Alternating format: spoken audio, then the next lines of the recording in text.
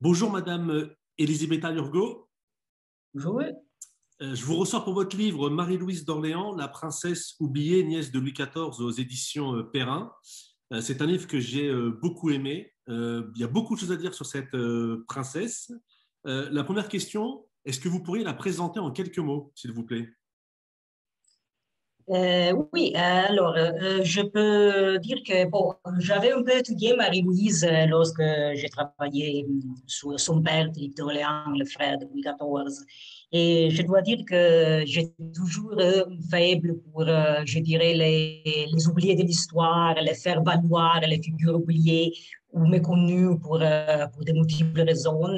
Et j'ai donc pensé qu'il fallait redécouvrir justement cette princesse oubliée, cette reine oubliée, qui n'a presque pas laissé de traces, car n'ayant pas eu d'enfant, elle est vite remplacée par une autre reine d'Espagne, Marie-Anne de Bourg, qui elle aussi n'aura pas d'héritier, mais qui cherchera à jouer un rôle politique pour finir finalement bafouée, oubliée également comme Marie-Louise. Marie-Louise est une jolie jeune fille qui cherche à faire son devoir. Elle fait de son mieux à la cour de Madrid, mais elle n'arrive juste pas à trouver sa place. Elle n'arrive pas à se détacher de sa famille, à devenir une reine d'Espagne à part entière, je dirais. Finalement, c'est l'histoire d'un échec, un échec politique, bien sûr, mais aussi personnel, même si évidemment on ne peut savoir ce qu'aurait fait Marie-Louise si elle avait vécu plus longtemps, par exemple, lors de la guerre de la succession d'Espagne. Elle reste figée dans les années 80, les années 80 du grand siècle, lorsque on peut dire que les pions se mettent en place pour le sanglant conflit qui va s'ouvrir à la mort du roi d'Espagne. L'historiographie avait très peu dit jusque-là de Marie-Louise. C'était la nièce de Louis XIV. Elle allait peut-être épouser le dauphin, au lieu de quoi elle épouse Charles II. Elle meurt très jeune, sans enfant. Elle est vite remplacée, oubliée. Voilà. Il y avait une biographie très romancée rédigée au XVIIIe siècle. Il y avait cette légende de la prisonnière de Madrid qu'on retrouve aussi dans une biographie du début du XXe siècle qui cherchait à adopter une méthode plus scientifique, même si cela reste très brodé, très romancé.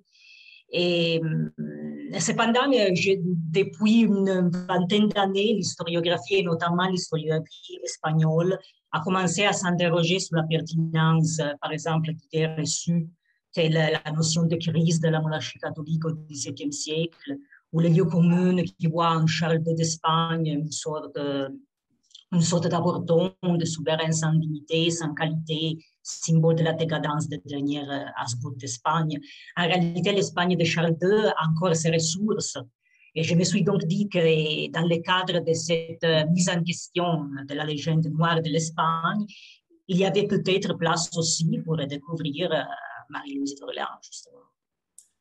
Il y a quelque chose de très dur qu'on lit dès le début de votre ouvrage qui vraiment cadre vraiment le sujet. C'est qu'on n'a pas idée de enfin, de ce que fut le rôle d'une princesse. Et vous dites, l'histoire de Marie-Louise d'Orléans est le drame d'une princesse qui, comme tant de ses semblables, n'est qu'un outil de la politique internationale.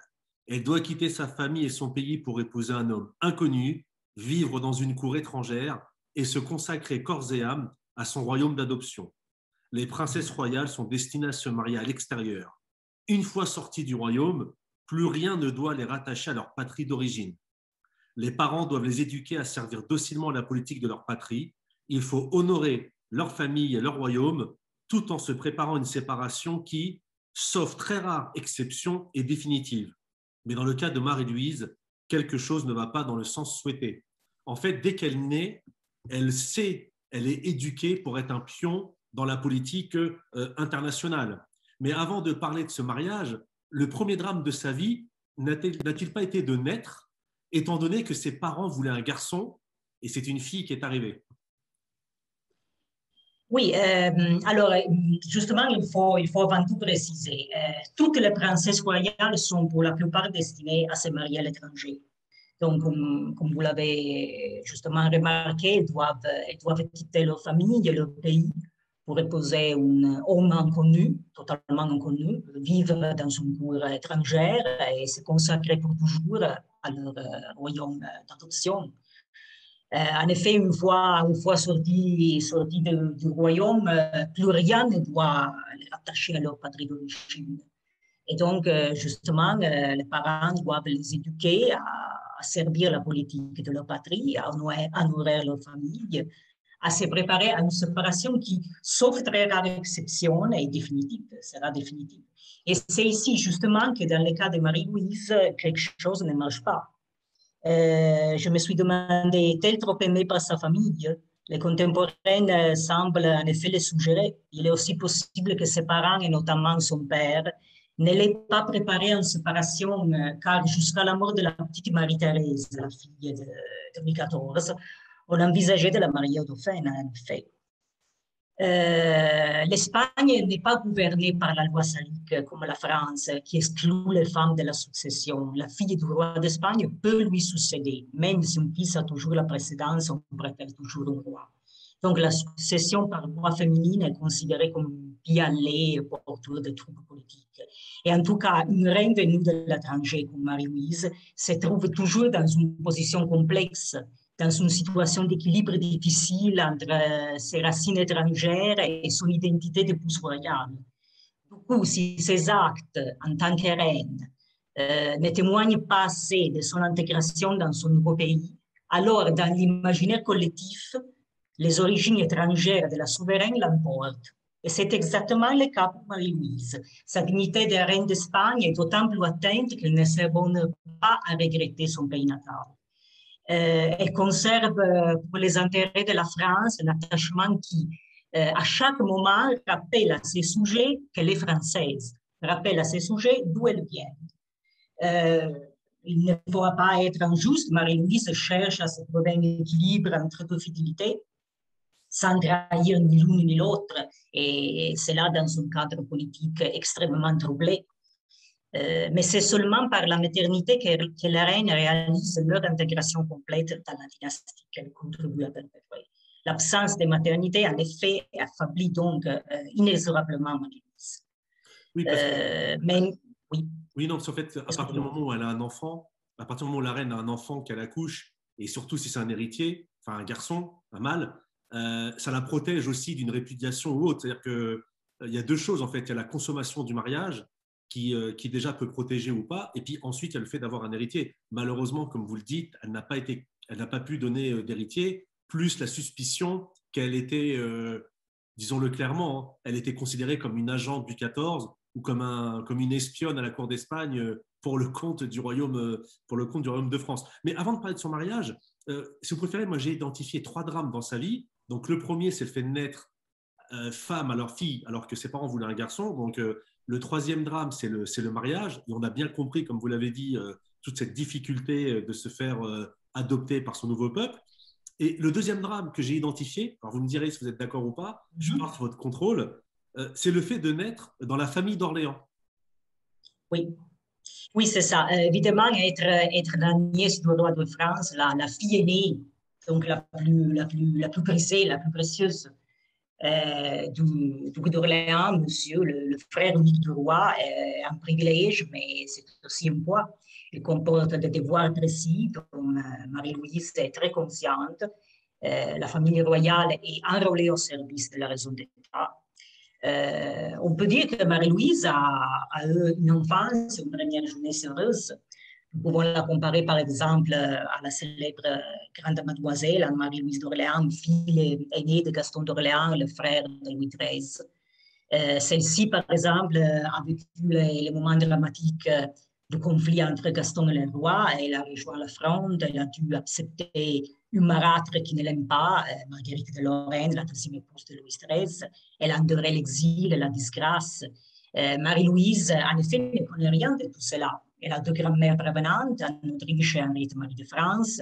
Louis XIV et la reine Marie-Thérèse lui témoignent de l'affection. Elle est toujours la bienvenue à la cour.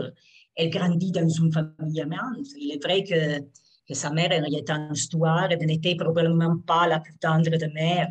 Elle disparaît en tout cas lorsque Marie-Louise n'a que 8 ans.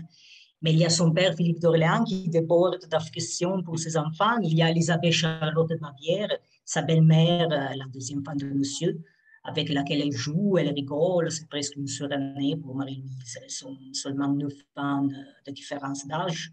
Elle grandit entre Saint-Cloud et le Palais Royal. Elle passe de fête en fête dans une cour royale à son zénith, resplendissante de jeunesse, qui célèbre un souverain à l'apogée de sa gloire. Donc, en effet, oui, c'est un privilège, mais Louis XIV et Philippe d'Orléans, il faut dire qu'ils partagent une même idée. Cette idée que toute la famille royale est à service de l'État et c'est une règle à laquelle il ne faut pas déroger. L'honneur, le sang de devoir, l'honneur sont pour Philippe d'Orléans comme pour Philippe XIV, pour Louis XIV, une règle à laquelle il ne faut pas déroger. Il faut aussi être clair, ce qui arrive à Marie-Louise n'a rien d'exceptionnel. Les Français de cette époque sont obsédés par la légende noire de l'Espagne. C'est pourquoi Marie-Louise bénéficie au moment de partir d'une compassion unanime qui est très rarement accordée aux princesses mariées à l'étranger. En fait, on l'a dit, comme des légions de princesses avant et après elle, Marie-Louise quitte son pays. Mais il y a cet événement tragique, en effet, qui a changé pour toujours sa destinée, qui est la mort en 1672 de la famille de la fille de Louis XIV, Marie-Thérèse de France, âgée de 5 ans. Louis XIV était alors en train de négocier son mariage avec Charles II. Et désormais, c'est la fille aînée de monsieur, le frère unique du roi, la seule qui peut remplacer la fille du roi dans les négociations matrimoniales. Jusqu'à là, le cours de France, on avait spéculé sur un mariage entre Marie-Louise et le Dauphine. Je crois que cela aurait été l'espoir d'Autriche, sa grand-mère, et Philippe d'Orléans, lui aussi, a envisagé de voir un jour sa fille dauphine, ce qui, cela dit en passant, aurait flatté son orgueil dynastique et lui aurait permis de garder Marie-Louise près de lui. Mais la règle s'était désormais imposée chez le roi de France de trouver leur épouse dans les maisons souveraines étrangères. Et de son côté, Louis XIV, en effet, avait sérieusement envisagé l'union entre sa nièce et son propre fils, mais la mort de sa fille, qui voyait déjà reine d'Espagne, tout le monde la voyait en reine d'Espagne, va changer tous ses projets, et évidemment va changer aussi la destinée de Marie-Louise. Oui, oui. Oui, oui, la géopolitique, ça ne tient pas grand-chose et comme le premier pion n'était plus disponible, il en fallait trouver un deuxième, comme vous le dites si bien. Alors, donc dans votre livre, il y a beaucoup de choses de passionnant et il y a un passage que j'ai vraiment aimé, c'est quand vous décrivez, alors là, c'est quand même, enfin, c'est pas un roman, mais on pourrait croire que c'est un roman d'espionnage, c'est quand vous décrivez tous les jeux de pouvoir, les implications, les trahisons, enfin, tous les jeux de pouvoir à la cour d'Espagne. Et en fait, quand Marie-Louise d'Orléans elle arrive à la cour d'Espagne, il y a un homme fort dans le régime, hein, Juan José, et cet homme, il meurt très rapidement. Et en fait, la question que je me pose, c'est pourquoi elle n'a pas essayé de s'imposer auprès de son mari, qui était plutôt bienveillant envers son épouse, et qui n'était pas, pour être tout à fait clair, il n'avait pas le charisme de Louis XIV ou de ses aïeux Charles II ou Charles Quint ou Philippe d'Espagne. Pourquoi elle n'a pas essayé d'imposer à son mari sa vision politique? Oui, alors, oui, Charles II est évidemment une figure quelque peu pathétique. Le pauvre, je dirais. Il a des jambes courtes qui peinent à la tenir debout. Jusqu'à l'âge de 9 ans, il a fallu le promener dans un petit chariot parce qu'il n'arrive pas à se promener seul. Il apparaît souvent somnolent. Il souffre de crises d'épilepsie. Il est probablement atteint de macrocéphalie. Il a un visage difforme. Le pernatisme, qui est la malformation typique chez les Habsbourg, est si prononcée chez lui qu'il n'arrive pas à parler, à se faire entendre. La diction lui est très difficile. Il n'apprécie pas les exercices au grand air, il est privé de compagnons de France, etc. Il n'a reçu aucune formation politique. Il est jugé universellement comme faible de caractère, instable, colérique, mais il ne faut pas sombrer non plus dans la caricature parce qu'il a des sursauts de lucidité et de perspicacité qui restent trop rares pour peser d'une manière efficace. Quant à Marie-Louise, Charles II se pose en effet d'être un bon mari pour elle. Il ne la livre jamais aux intrigues de ses ennemis et lui loue une affection passionnée. S'il est à chaque fois déçu d'un ses rêves de paternité, il ne s'apprend jamais à Marie-Louise.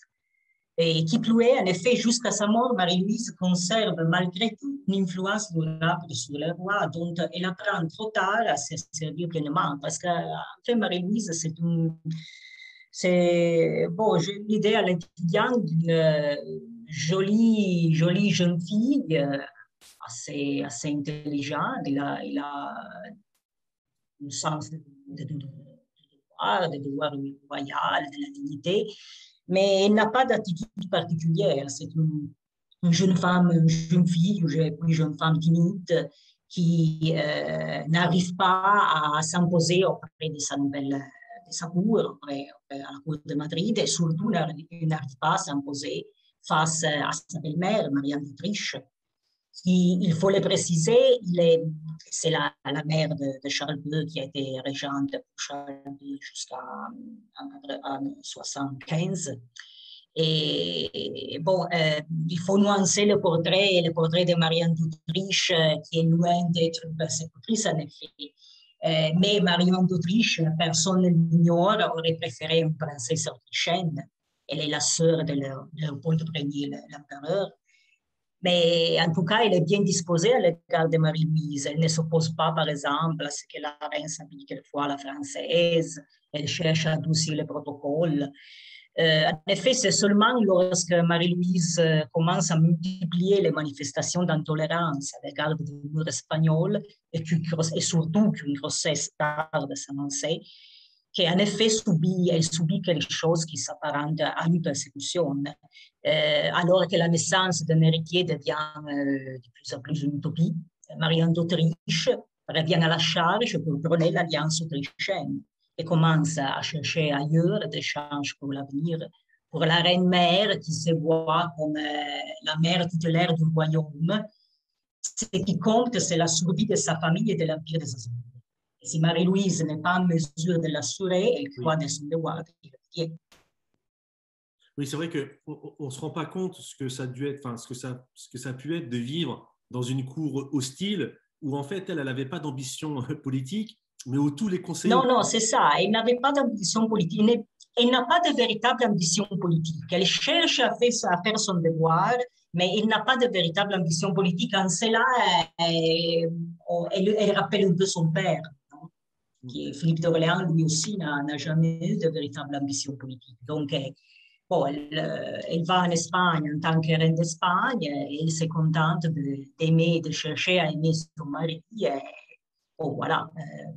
Elle se contente de faire son devoir, mais pas avec une véritable volonté de laisser sa trace.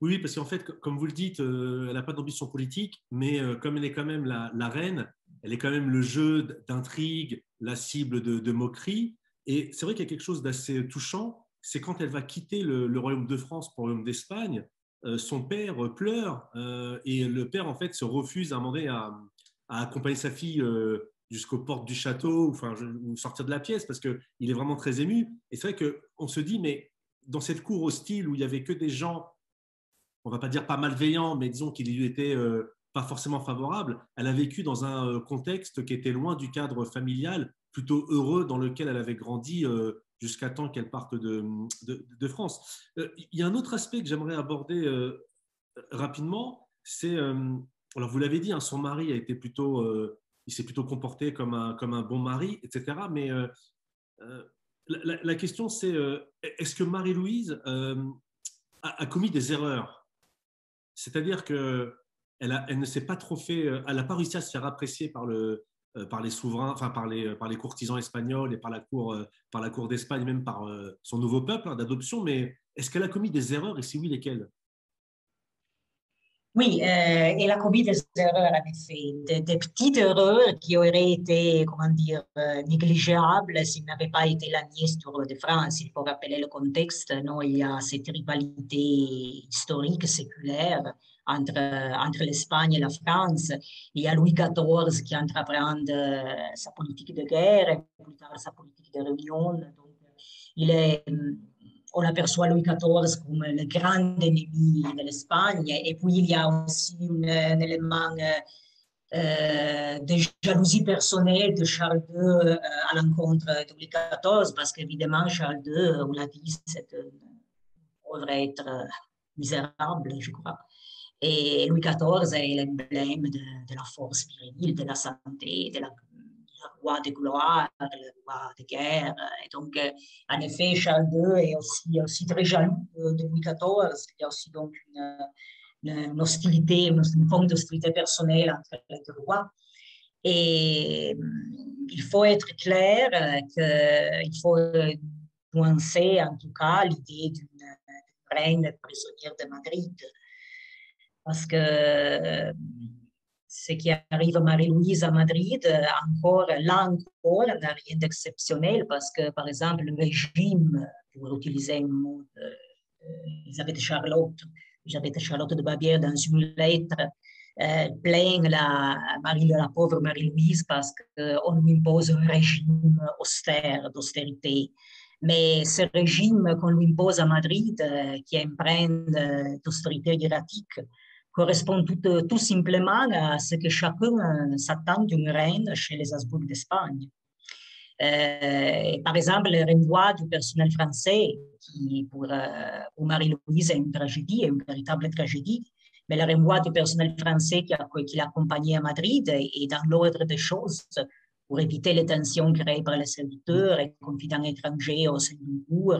Par exemple, on peut rappeler les tensions créées par la confidente allemande de la dauphine à la cour de France.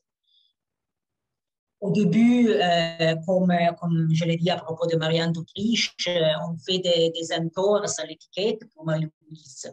Par exemple, elle obtient de se coucher à 10h30, alors que par tradition, le roi et la reine à Madrid se retirent dans leur appartement à 8h30. On l'autorise à monter à cheval pour se promener à la chasse.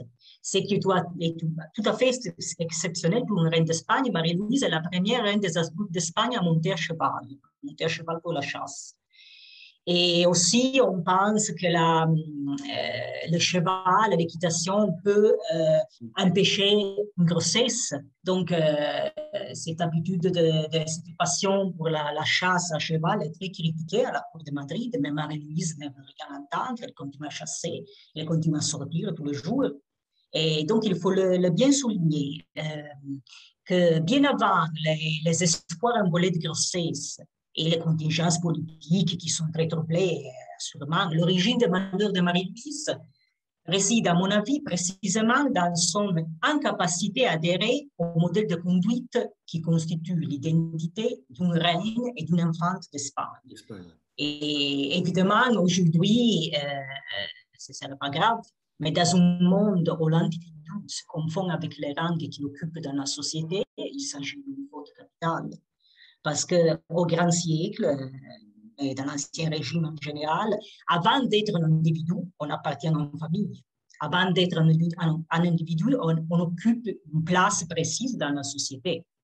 Et donc, c'est une faute capitale, le fait de ne pas réussir à s'adapter, à trouver un équilibre. Et c'est là, décidément, le grand drame de Marie-Louise et sa grande erreur. D'ailleurs, quand vous parlez de son mari qui est un peu pathétique, il suffit de voir les portraits qu'on peut voir sur Internet de Charles II. Il a vraiment oui, et c'est vraiment frappant de voir comme c'est difficile en effet de juger de l'évolution du physique de Marie-Louise au fil du temps parce que les portraits de Marie-Louise, reine d'Espagne, sauf deux exceptions, la font ressembler à Charles II. Et c'est quelque chose de frappant pour nous aussi, parce que voilà. Et j'ai une dernière question, Madame Lurgo, parce qu'à l'époque, ça a fait polémique. Alors, vous y répondez dans le livre, mais je suis obligé de vous la poser. Est-elle morte, assassinée, empoisonnée? Non, à mon avis, non. Alors, moi, je cite une phrase de l'éditeur de Mémoires de Saint-Simon qui dit que les poisons et le sel de l'ancienne historiographie. En effet, la thèse de l'empoisonnement est très prisée par l'historiographie, mais pas seulement par l'ancienne historiographie, parce il y a encore des historiennes, par exemple Bartholomé Benassar, qui a écrit un très beau ouvrage, très bel ouvrage sur les Français en Europe, qui semble croire à la thèse de l'empoisonnement. Et puis, c'est curieux de voir que Marie-Louise meurt au même âge que sa mère Henriette-Anne. Et pour Henriette-Anne aussi, on avait parlé d'empoisonnement, et c'est curieux de le noter. Alors, début de février 1889, Marie-Louise est convalescente de la petite vérole et s'adonne aux parties de chasse dans les jardins du Palais Royal. Un accident survient à la chasse. Son cheval s'écarte et dans l'effort pour le retenir, la reine heurte le tombeau de la selle. Elle reçoit un coup très violent dans l'estomac, ou que les personnes qui l'accompagnent craignent le pire. Le 10 février, elle est terrassée par une de ces coliques qui l'afflige depuis longtemps et pour lesquelles elle a souvent demandé des médicaments à son père en France.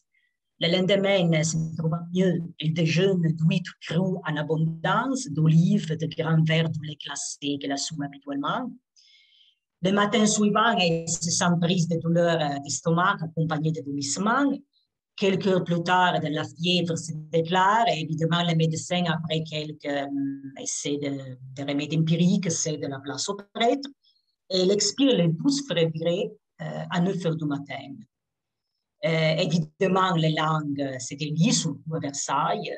Louis XIV ordonne à son ambassadeur de se taire et Philippe d'Orléans, lui aussi, s'abstient de tout commentaire devant les ambassadeurs étrangers. Mais évidemment, à la cour de France, mais aussi dans les autres cours européennes, les mots poison et sur toutes les bouches. Alors, en effet, il est certain que Marie-Louise craignait d'être empoisonnée. Il semble qu'une vingtaine de jours avant sa mort, elle a demandé à son père et à son oncle de lui envoyer un contre-poison. Il est vrai aussi que, comment dire, quelqu'un aurait pu avoir la pensée d'accélérer le cours des choses et de procurer une nouvelle épouse autrichienne, à Charles II. Et sans doute, la mort de Marie-Louise ne déplaît pas au parti autrichien à la cour de Charles II. Ces efforts pour maintenir la paix entre l'Espagne et la France ont entraîné des tensions au sein du Conseil d'État et la proximité entre Marie-Louise et sa famille française suscitait aussi une foule de soupçons. Mais au moment où elle tombe malade, la guerre entre la France et l'Espagne est désormais irrévocable et son intervention serait tout à fait sans effet immédiat. Donc la thèse de l'empoisonnement, à mon avis, il fait bon marché de l'état de santé de Marie-Louise. On l'a dit, elle vient de sortir de la petite vérole qui a été établie. Depuis longtemps, elle est affligée de troubles digestifs, de douleurs d'estomac, de nausées. Elle avale surtout des remèdes de toutes sortes. Elle a une alimentation immodérée. Peu avant sa mort, elle vient de se soumettre à un traitement inédit contre la stérilité à base de drogues dont on ignore la composition. Et je crois en effet que l'hypothèse la plus probable est une intoxication causée par l'ingestion de d'aliments contaminés, par exemple les huîtres crues. Oui. Mais évidemment, si l'on en prend en compte aussi le régime auquel Marie-Louise se soumet à maintes reprises, on ne peut pas exclure un empoisonnement involontaire. Bon. Bah écoutez, voilà, votre réponse est là. A priori, vous n'adhérez pas à la thèse de l'empoisonnement. Mais écoutez, je vous remercie. Non, a priori, je ne crois pas aux thèses romancées d'empoisonnement. Oui, moi non plus. Mais écoutez, je vous remercie beaucoup pour cet entretien passionnant. Donc, Elisabetta Lurgo, Marie-Louise d'Orléans, la princesse Merci à vous. Nièce de Louis XIV aux éditions Perrin. À très bientôt, madame. Merci. Merci à vous. À très bientôt.